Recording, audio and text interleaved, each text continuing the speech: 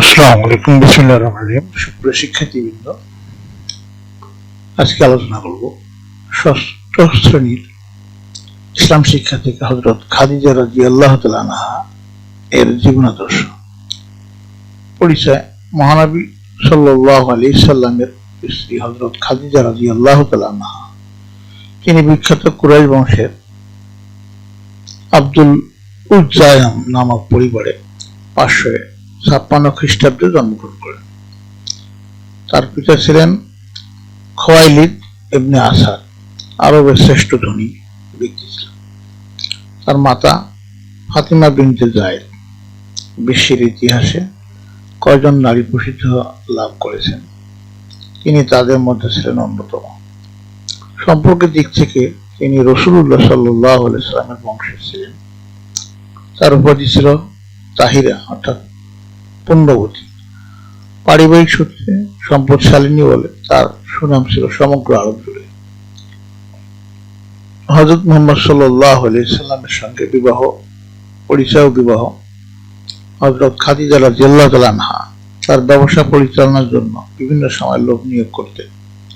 তিনি মহানবী সাল্লাল্লাহু আলাইহি সাল্লামের সততা, আমানতদারি, বিশ্বস্ততার কথা শুনে তাকে তার ব্যবসা দেখাশোনা করার জন্য অনুরোধ করেন। মহানবী সাল্লাল্লাহু আলাইহি সাল্লাম তার ব্যবসার দায়িত্বভার গ্রহণ করেন। তিনি তার ব্যবসায়িক কাজে মালামাল নিয়ে সিরিয়ায় গমন করেন। এই ব্যবসায় হযরত খাদিজা রাদিয়াল্লাহু তাআলা আনহা ব্যাপক লাভবান হন। হযরত মুহাম্মদ সাল্লাল্লাহু আলাইহি সাল্লাম সিরিয়া থেকে ফেরার পর খাদিজা রাদিয়াল্লাহু তাআলা আনহা তার সততা, বিশ্বস্ততা ও উন্নত চরিত্র সম্পর্কে অবগত হন। তিনি যুবক মুহাম্মদ সাল্লাল্লাহু আলাইহি ওয়াসাল্লামের অসাধারণ চরিত্র গুণে মুগ্ধ হয়ে তার সাথে বৈবাহিক সম্পর্ক স্থাপনের প্রস্তাব করেন। হযরত মুহাম্মদ সাল্লাল্লাহু আলাইহি ওয়াসাল্লামের বয়স যখন 25 বছর, তখন খাদিজার বয়স ছিল 40 বছর। রাসূল সাল্লাল্লাহু আলাইহি ওয়াসাল্লামের চাচা আবু তালিবের সম্মতিক্রমে 20টি উট মোহরের বিনিময়ে এই বিবাহ সম্পন্ন হয়। বিবাহের পর হযরত খাদিজা রাদিয়াল্লাহু তাআলা আনহা তার সকল সম্পদের দায়-দায়িত্ব রাসূল সাল্লাল্লাহু আলাইহি ওয়াসাল্লামের উপর ছেড়ে দেন এবং নবী করিম সাল্লাল্লাহু আলাইহি ওয়াসাল্লামকে তার ইচ্ছা মতো সম্পদ খরচ করার অনুমতি দেন। রাসূল সাল্লাল্লাহু আলাইহি ওয়াসাল্লাম অকাতরে সম্পদ গরিব দুঃখীদের মধ্যে দান করেন। সন্তান সন্ততি: হযরত মুহাম্মদ সাল্লাল্লাহু আলাইহি ওয়াসাল্লামের সাথে বয়সের ব্যবধান থাকা সত্ত্বেও তার দাম্পত্য জীবন ছিল অত্যন্ত সুখের। হযরত খাদিজা রাদিয়াল্লাহু তাআলা আনহা এরপর গর্ভে মহানবী সাল্লাল্লাহু আলাইহি ওয়াসাল্লামের 3 পুত্র সন্তান কাসিম, আব্দুল্লাহ, তাহির এবং 4 কন্যা সন্তান যায়নব, রুকাইয়া, উম্মে কুলসুম ও ফাতিমা রাদিয়াল্লাহু তাআলা আনহা জন্মগ্রহণ করেন। কিন্তু পুত্রগণ শৈশবেই দুনিয়া হতে বিদায় নেন। তাতে নবী করিম সাল্লাল্লাহু আলাইহি ওয়াসাল্লাম অত্যন্ত মর্মাহত হন।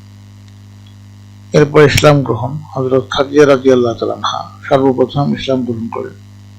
হেরা গুহায় নবুয়ত প্রাপ্ত হয়ে মহানবী সাল্লাল্লাহু আলাইহি ওয়াসাল্লাম যখন ভীত সন্ত্রস্ত হয়ে বাড়ি ফিরেছিলেন, তখন খাদিজা রাদিয়াল্লাহু তাআলা আনহা স্বীয় স্বামীর অবস্থা বুঝতে পেরে বুদ্ধিমত্তার সাথে তাকে এ বলে সান্ত্বনা দেন যে ভীত হওয়ার কিছু নেই, আল্লাহ আপনাকে অপদস্থ করবেন না, কেননা আপনি আত্মীয়দের সাথে সম্পর্ক বজায় রাখেন, দুস্থ অভাবীদের সাহায্য করেন, মেহমানদের আপ্যায়ন করেন, ক্ষতিগ্রস্তদের সাহায্য করেন।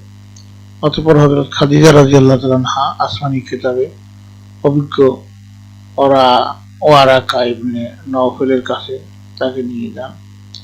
ওরাকা হেরা গুহায় সংঘটিত ঘটনা শুনে বলেন, ভীত হওয়ার কিছু নেই, তিনি সে নামুস অর্থাৎ জিবরাইল, যিনি হযরত মুসা আলাইহিস সালামের নিকট প্রেরিত হয়েছিলেন। পরবর্তীকালে মহানবী সাল্লাল্লাহু আলাইহি ওয়াসাল্লামের নির্দেশে ইসলাম প্রচার শুরু করলে হযরত খাদিজা রাদিয়াল্লাহু তাআলা আনহা সর্বপ্রথম ইসলাম ধর্ম গ্রহণ করেন।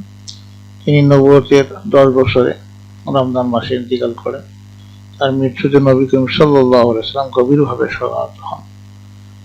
এরপর হলো চারিত্রিক গুণাবলী: হযরত খাদিজা রাদিয়াল্লাহু তাআলা আনহা জাহিলির যুগে জন্মগ্রহণ করলেও সৎ চরিত্রের অধিকারিণী ছিলেন। কখনো কোনো অন্যায় ও অশ্লীল কাজে যোগদান নেই। মহানবী সাল্লাল্লাহু আলাইহি ওয়াসাল্লামের প্রতি ছিল তার প্রবল ভালোবাসা। তিনি ইসলাম প্রচারে হযরত মুহাম্মদ সাল্লাল্লাহু আলাইহি ওয়াসাল্লামকে উৎসাহ প্রদান করতেন। ইসলামের খাতিরে তার সকল সম্পদ দান করার কারণে আল্লাহ তাআলা আল্লাহর তার উপর সন্তুষ্ট ছিলেন।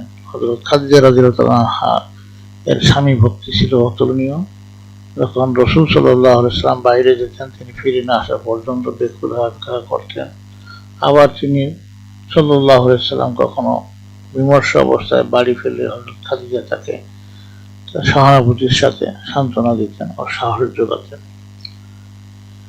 এরপরে শ্রেষ্ঠত্ব মহানবী সাল্লাল্লাহু আলাইহি ওয়াসাল্লাম বলেছেন যে হযরত খাদিজা রাদিয়াল্লাহু তাআলা আনহা বিশ্বের শ্রেষ্ঠ নারী, বুখারী শরীফে বর্ণিত।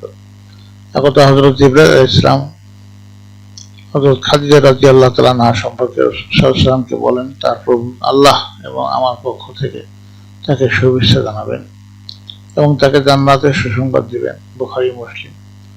আরো বর্ণিত আছে যে একদা আয়েশা রাদিয়াল্লাহু আনহার অভিমানের জবাবে রাসূল সাল্লাল্লাহু আলাইহি ওয়াসাল্লাম বলেন, না, আল্লাহ খাদিজার চেয়ে কোনো মহৎ নারী আমাকে দেননি। তিনি এমন সময় আমাকে বিশ্বাস করেছিলেন যখন সবাই আমাকে মিথ্যাবাদী বলে আখ্যা দিয়েছেন। আমার বিপদের দিনে সবাই যখন আমাকে নিরাশ করেছে, তখন তিনি আমাকে অর্থ সাহায্য করেছেন।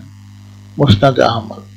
অন্য হাদিসে নবী করিম সাল্লাল্লাহু আলাইহি ওয়াসাল্লাম বলেছেন যে বিশ্বের সকল নারীর উপর চারজনের সম্মান রয়েছে: হযরত মরিয়ম আলাইহিস সালাম, হযরত খাদিজা রাদিয়াল্লাহু আনহা, হযরত ফাতিমা রাদিয়াল্লাহু আনহা এবং হযরত আসিয়া রাদিয়াল্লাহু আনহা।